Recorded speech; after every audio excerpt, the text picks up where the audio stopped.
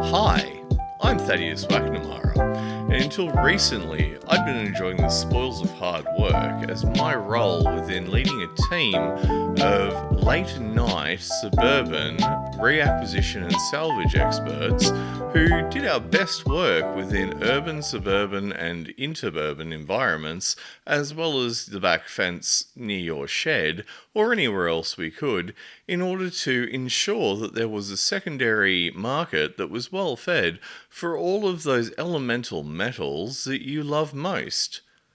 And tonight, we're going to be talking about the one that has shaped the world the most: copper. And this is the first one of my videos introducing you to a part of the periodic table. 117? 118, depending on how fucking long this takes. More of these videos are to follow when I'm working on something bigger or have no good ideas. They're not meant to be a deep dive, and they do give me a little bit of space to do bigger things. And I've got some big things to do. The thing about copper is that you don't realise how intrinsically tied up in all of the evolution of human history it is. Be it because of the fact that we had Egyptians that didn't die of cholera because of the fact they were drinking it from jugs, because of the fact that we were able to spot shiny things that were not as rare as gold and beat them into flat round things, or alternatively, how often it turns up in more interesting topics. For instance, our favourite drunken astronomer, Galileo, as well as the Virgin Newton, the lord of all incels. They were both enabled in order to do their work, which led to the society that we have today as far as actually having a comprehensive scientific society goes, because of the fact that 2/3 of their work, well, 2/3 of the mirror that they used in every telescope for many hundred years was copper. The other third was tin. And, you know, tin can get fucked. The biggest problem with tin is that as soon as you start leaving it alone, it starts growing little hairs. It's like fucking venom. It just like reaches out and starts doing weird shit. Actually, while I'm on that note, cat hair. Cat hair conducts electricity. You get cat hair in your computer. It's like tin whiskers. Ooh, you don't want that. Imagine spending $2,000 on a GPU only to have the fact that you are a neckbeard that doesn't vacuum, get cat hair in your computer, and it cooks the thing just from landing exactly the wrong way. 10,000 years ago, we saw shiny metal that we thought was actually pretty cool because it was shiny, but it turned out that it was cool for a lot of other reasons. So we started hitting it with a fucking hammer. 7,500 years ago, we decided not only to hit it with a hammer, but we decided to start polluting the entire world by smelting it. There was a very small part of, I'll put it up here, the sped-run metallurgy, because of the fact that they had reasonable deposits of copper and maybe some tin and some other shit. Also, fuck tin. But they were able to pretty much speedrun metallurgy. Then there was that one guy, the original Space Wolf, Otzi the Iceman. And yeah, he was a burly prick who died of arsenic poisoning. He died of arsenic poisoning because he was one of the original, lifetime metallurgists of copper. He was carrying a 98, somewhere in there, percent pure copper axe-headed axe through what's now, I guess, Norway or fucking one of those adjacent countries, and died because that's what humans do. But honestly, what a fucking unit. The guy had managed to purify copper to a point where we never had before, and then died. That is metal. Plus Scandinavian metal.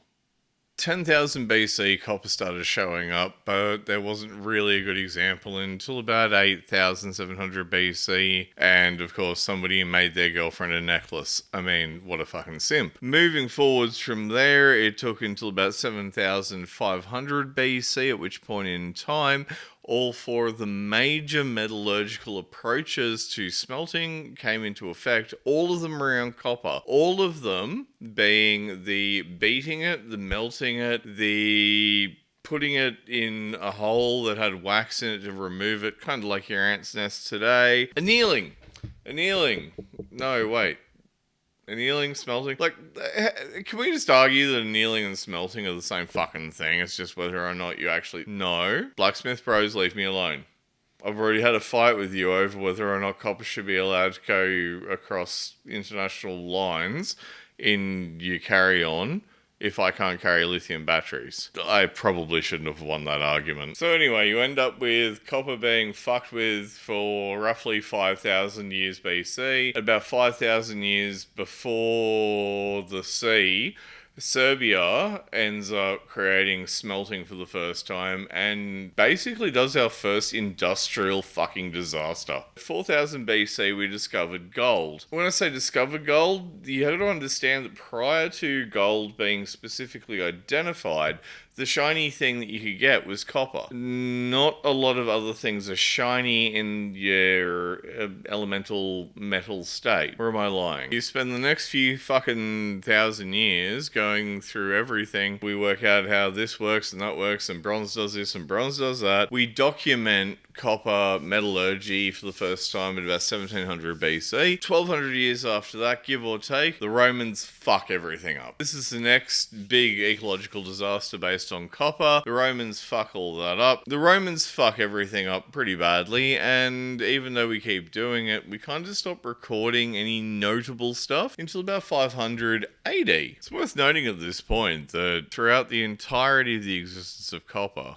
we have this pathway of going innovation, killing things, innovation, poisoning things, innovation, poisoning things. And you can actually almost measure it as a waveform that halves, every single time we oscillate that. It got to the worst of it in the future of the past that I'm talking about, where the US decided to do zinc things and swap copper out. And look, long and short is we have this horrendous ability to be able to sit there and go good thing, bad thing, good thing, bad thing, good thing, bad thing, and roughly halve the waveform every time with copper. Now, we do the same thing with lead, with mercury, with every other bloody metal, but it doesn't follow that same really predictable waveform. And the fact that it's also the first shiny metal and it was meant to be discovered, which I'll explain a little bit more in a second.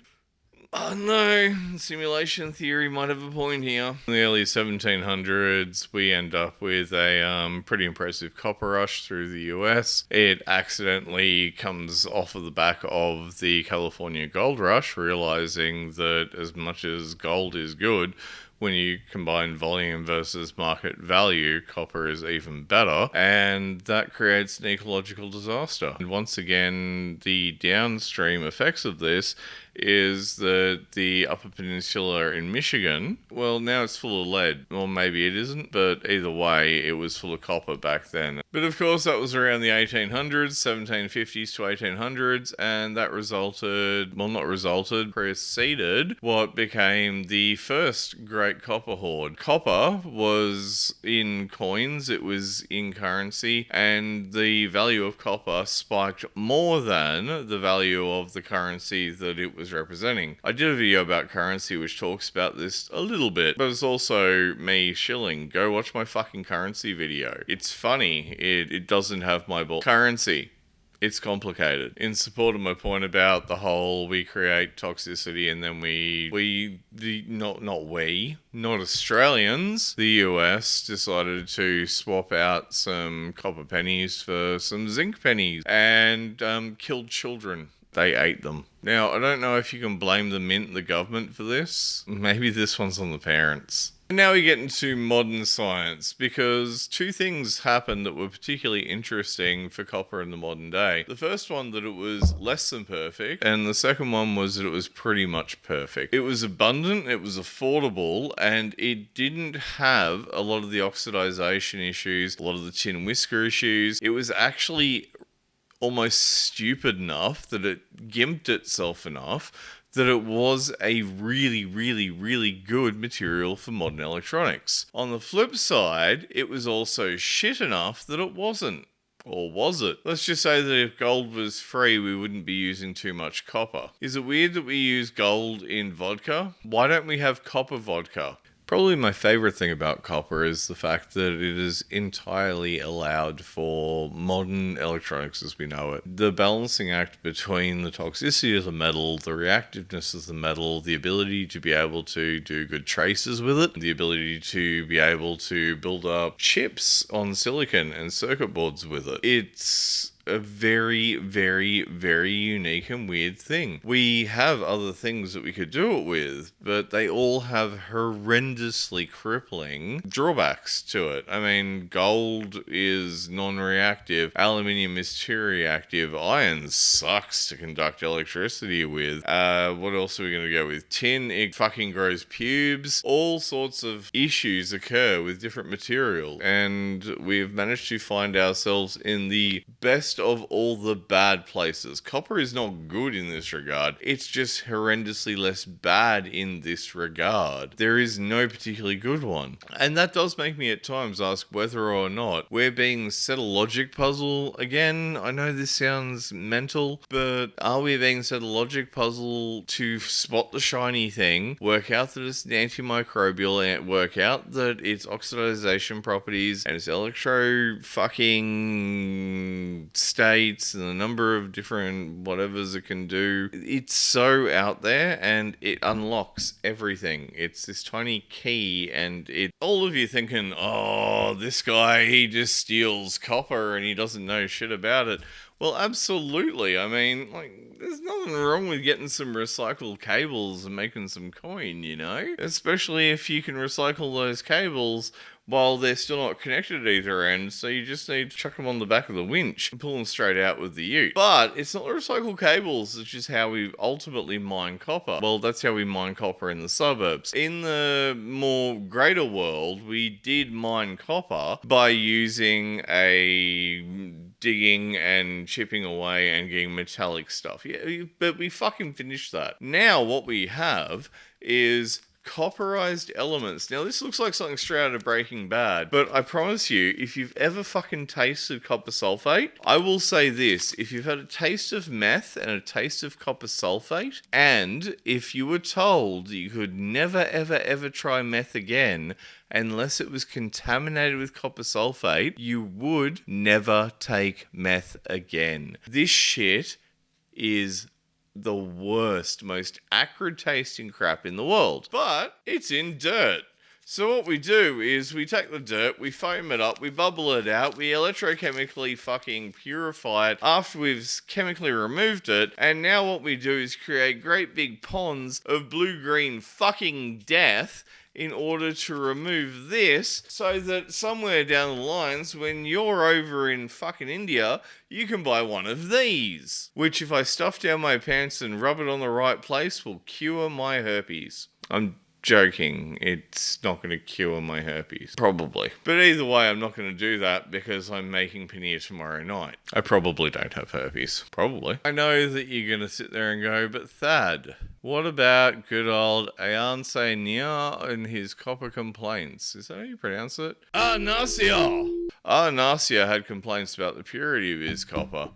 And it was actually through that my ancestor was able to gain a little bit of foothold. Even though Thanio couldn't necessarily deliver on volume, Thanio was very good at delivering on quality. And it's one thing to be able to sit there and say, hey, I can give you kilos, bro, I can give you kilos. But if you can't deliver kilos of good quality, what are you delivering at all? And that's where my ancestor delivered the good copper. The other weird thing is copper has the antimicrobial effects that is often conspiracy theory too. But no, they're actually real for a change. However, the weird thing is that the oxidization of copper that can occur just simply through forehand sweat on a doorknob can actually neutralize it. Let's not overstate what it can do. In a petri dish, It can kill MRSA, it can kill AIDS, it can kill your grandma, it can kill COVID, it can kill polycystic wart syndrome from Mars. I don't know if that's a thing. I imagine it probably is. Who knows? That it is actually quite an effective antimicrobial. Because of the forehand effect, you probably shouldn't go licking doorknobs. Because I want to lick them first. And then in Egypt, people died less of cholera because the antimicrobial properties of copper was cleaning the water. And then in Greece, people were dying less of grease because of the fact that the antimicrobial properties of their receptacles were killing whatever. Whatever. Following that nearly afterwards, you also had Chinese, or at least Eastern medicine, what we now know as Chinese medicine, was having people eating copper coins because the effects of having one's digestive system cleaned up by the antimicrobial effects of copper wasn't a bad thing. Unfortunately, when they replaced the copper with zinc and fed it to American children, as mentioned earlier, this didn't work out so well. Turns out American children probably should be fed some slightly better quality metals. But isn't that how we skimp on our children? First, we don't pay enough for education. Second, we feed them second-rate metal. I mean, what do we do last? Give them student debt? And one of the weirdest parts is that copper manages to penetrate cell walls and mess with RNA and DNA, which I can't substantiate rumours that UTIs created cervical cancer back in the mid-70s to early 80s, but there was an argument that that was the case, but I don't know if it ever shook out. It can, in theory, mess with RNA and DNA, so it can both create and kill cancer. Both of my favourite things that cancer have to do with them. Now, in addition to all that pollution and all of that terrible behaviour that led to copper being seen as rather poor for the humans and the environment and all of the little critters within it, while doing the research for this video, I did find a particularly good example of what bad copper looks like. One particularly interesting and disturbing case of bad copper, Senior Constable Nick Perkins, who was nicked in 2018. Senior Constable Perkins had been a youth liaison officer informing children in schools of the dangers of online predators for 10 years, at the point in time where he was picked up for 10 years worth of sex offences against children? Link right here and in description. I don't know what happened after this. I did do significant searching to see whether or not Constable Perkins got off. Now, if somebody can correct me around the outcomes of this trial, I couldn't find anything after the 2018 bail hearing. Maybe everything's okie dokie. But at least we've got somebody out there trying to put Perkins paste back in our primary schools. Good work, Nick. Cunt. The Dead Sea Scrolls are an interesting case of copper turning up somewhere you wouldn't expect to. Instead of having ink inscribing a scroll, this particular scroll was inscribed with copper and wasn't a scripture, nor was it a story, a fable, an allegory, or some other sort of tale. It was a fucking treasure map. I don't know about you, but I've seen enough Evangelion to say if one of the Dead Sea Scrolls has a fucking treasure map built into it, inscribed in copper, showing you where to find a black moon, a white moon, and a whole bunch of shit that you shouldn't fucking plug your 14-year-old children into. And no, this isn't a callback to Officer Perkins. You don't fucking do that. Leave it alone. And how do more people not call out Gendo and Shinji? Like father, like son. I guess just one liked open eyes more. I'm Thaddeus McNamara, and I'm whacking odd.